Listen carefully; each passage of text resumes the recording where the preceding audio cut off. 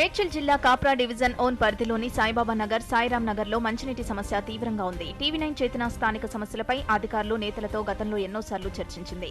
స్పందించిన నేతలు సాయిబాబా నగర్లో సీసీ రోడ్లు, డ్రైనేజ్ వ్యవస్థ ఏర్పాటు చేశారు.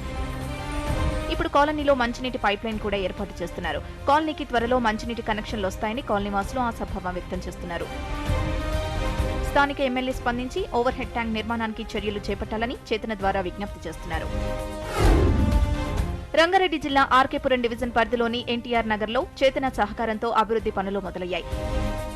ఎన్టీఆర్ నగర్ ఏర్పడి 12 సంవత్సరాలవుతున్నా కనీస సౌకర్యాలు లేక తీవ్ర ఇబ్బందులకు గురవుతున్న కాలనీవాసులకు టీవీ9 చేతన అండగా నిలిచింది. స్థానిక సమస్యలపై అధికారులు, నేతలతో చర్చించింది. గత 3 ఏళ్లుగా వీరి సమస్యలపై కథనాలు ప్రసారం చేస్తూ అధికారుల దృష్టికి తీసుకెళ్లింది. దీంతో స్పందించిన అధికారులు ఎన్టీఆర్ నగర్లో 48 లక్షల నిధులతో మంచినీటి పైప్లైన్, 24 లక్షలతో డ్రైనేజ్ పనులు మొదలుపెట్టారు. అధికారులకు, నేతలకు, టీవీ9 చేతన టీంకు కాలనీవాసులు కృతజ్ఞతలు తెలిపారు.